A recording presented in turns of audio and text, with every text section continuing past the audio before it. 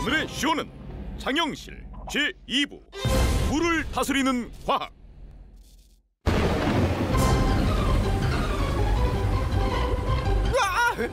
어떡하지? 비 때문에 극장이 물바다가 됐어! 더 이상은 못 버티겠어요. 어떻게 좀 해보세요. 기다려. 곧 물이 빠질 거야. 바닥에 배수구가 있으니까. 잠깐! 날 보러 온 손님들을 이렇게 대접할 수는 없죠. 내가 물속으로 들어가서 해결책을 찾아보겠어.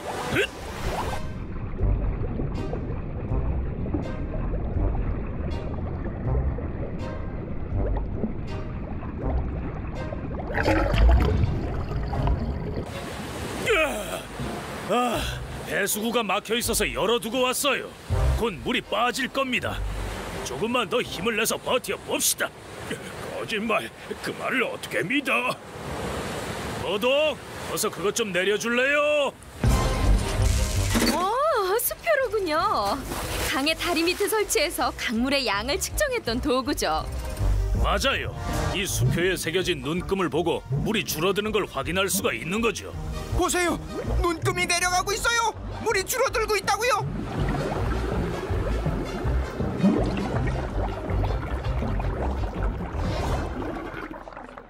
이러한 수표가 처음으로 만들어진 건 1441년이었답니다. 당시에는 나무 기둥에 눈금을 새겼는데 제일 작은 단위가 2mm여서 물의 깊이를 정확하게 측정할 수 있었죠. 관리들은 수표의 눈금을 지속적으로 기록해서 나라에 보고했습니다. 그 정보를 이용해서 국가 전체적으로 홍수나 가뭄의 통계를 내고 피해를 조금이나마 줄여보려고 했던 거죠.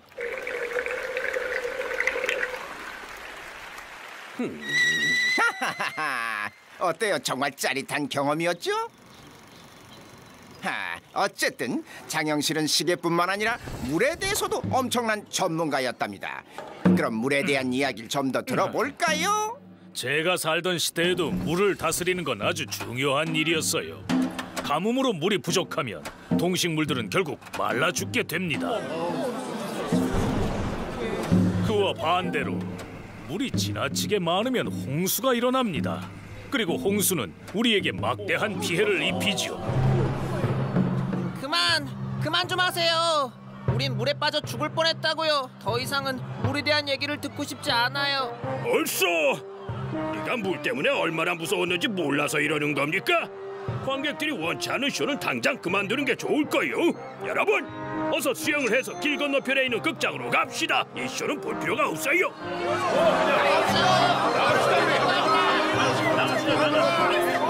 잠깐만요. 우리가 홍수 때문에 고생을 하긴 했지만 물이 항상 무섭기만 한 건 절대 아니랍니다. 오히려 아주 소중한 존재죠. 우리 몸도 대부분이 물로 이루어져 있는 거요. 그게 정말이에요? 이렇게 멋진 몸이 물로 이루어져 있다고요? 바로 그겁니다. 물은 모든 생명체에게 없어서는 안 될 소중한 것이죠. 우리 입속에도 이렇게 물이 넘치잖아요.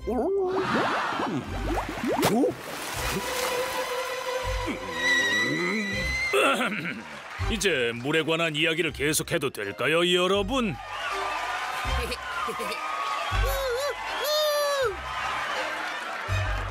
그럼요, 물론이죠.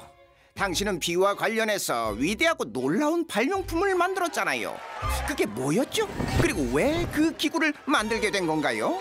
왜냐하면 농부들이 농사를 잘 짓기 위해서는 비가 언제 오는지 또 얼마나 오는지 알 필요가 있었기 때문이죠. 또 가뭄과 홍수를 막기 위해서도 비를 연구해야 했기 때문에 그 기구를 만들게 됐답니다. 어디 보자. 24에 3을 곱한 후 다시 18을 더하고. 뭐야? 누구야? 여긴 내 자리요, 내 자리.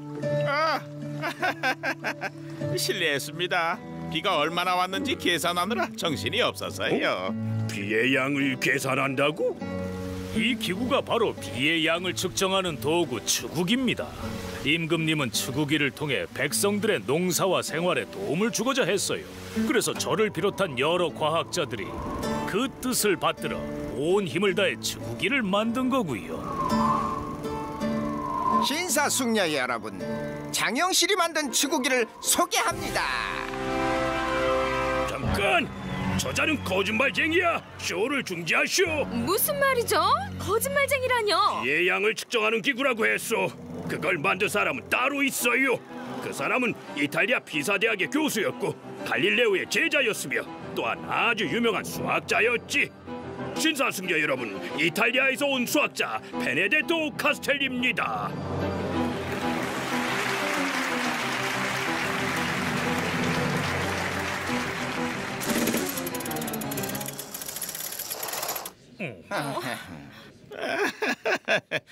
중요한 건 비의 양을 계산하는 방법이지요.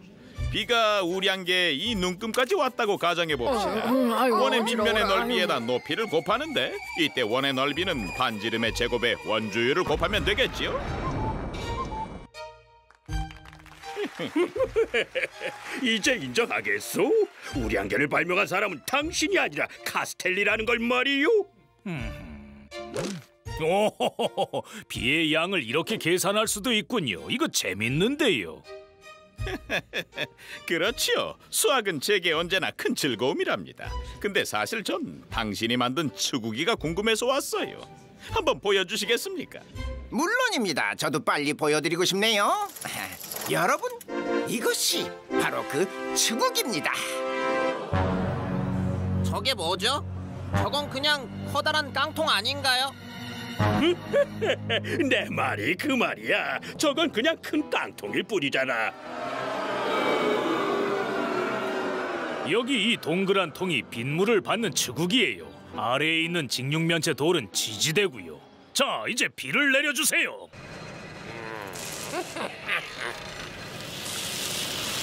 비가 오면 치국이의 비를 받은 뒤 이렇게 자로 그 깊이를 측정하는 겁니다. 이때 통의 폭이 너무 넓으면 빗물이 빨리 증발해서 정확한 결과를 내기 어려워요. 특히 비가 적게 올 때는 더 그렇지요. 반면에 폭이 너무 좁으면 바람이 불 때 빗물이 제대로 들어가지 않는 경우가 생깁니다. 통의 깊이 또한 너무 낮으면 빗물이 튀어서 들어오거나 나갈 수가 있어요. 그래서 여러 번의 실험 끝에 적절한 통의 크기를 결정했습니다. 또한 치구기는 치구대 위에 끼워서 사용했어요. 땅에서 튄 빗물이 치구기에 들어가는 것을 막기 위해서지요. 왕실에선 이렇게 해서 완성한 치구기를 348개의 지역에 내려보냈습니다. 이 치구기 덕분에 정부는 정확한 지역별 강우량 기록을 얻을 수가 있었답니다. 약 3mm 단위 이내에서 말이죠. 비가 온 양을 지역별로 측정하고 수치로 기록을 남기는 세계 최초의 우량 관측 시스템이 만들어진 것입니다. 통계적인 접근이군요. 제가 물의 양을 계산했던 방식과는 전혀 다른 방식이에요. 정말 흥미롭습니다. 흥미롭긴 뭐가 흥미로워? 카스텔리의 기구에 비해 단순하고 평범하잖아. 물론 단순한 아이디어로 보일 수도 있겠지만 이러한 발상을 해내고 실천에 옮겼다는 게 중요하죠. 게다가 장영실의 치구기는 1442년에 만들어졌어요. 카스텔리가 우량계를 만든 건 그로부터 200여 년이 흐른 후인 1639년이고요. 따라서 세계 최초의 우량계는 여기 있는 장영실의 치구기겠죠? 치구기의 발명 이후 한국에서는 꾸준히 강수량을 기록했습니다. 덕분에 한국에서는 조선시대부터 현대에 이르기까지 무려 210년 동안의 강수량이 어느 정도인지 알 수 있습니다. 이는 세계 최장기간의 기록이며 기후 변화를 연구하는 데 있어 귀중한 자료가 되고 있죠.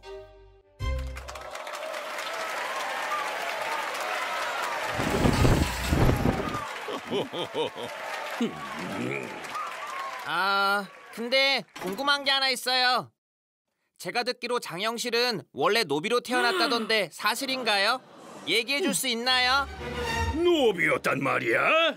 어쩐지 뭔가 좀 수상하다 했지. 이럴 줄 알았다고.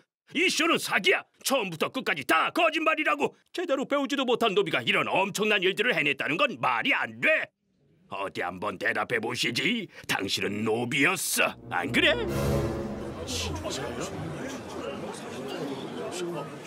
그래서 정확히 하고 싶은 말이 뭐죠? 몰라서 물어? 내가 하고 싶은 말은 당신은 사기꾼이란 거야. 물론 이 쇼도 말도 안 되는 엉터리 쇼고. 너무해요. 그 말은 너무 어떻게 심하잖아요. 저럴 수가 있죠? 단지 노비로 태어났다고 해서 무작정 사기꾼으로 보는 건 불공정해요. 그만들 하세요. 그래요. 내가 노비로 태어난 건 사실입니다. 하지만 노비로 태어나면 과학자도 될 수 없는 건가요? 내겐 다행히도 신분의 제약을 벗어날 기회가 있었습니다. 전하, 장영 씨를 노비 신분에서 풀어주고 벼슬까지 내리시다니요. 그만. 오늘부터 장영 씨를 노비 신분에서 해방하겠다. 또한 과학기술을 담당하는 관리로 임명하노라.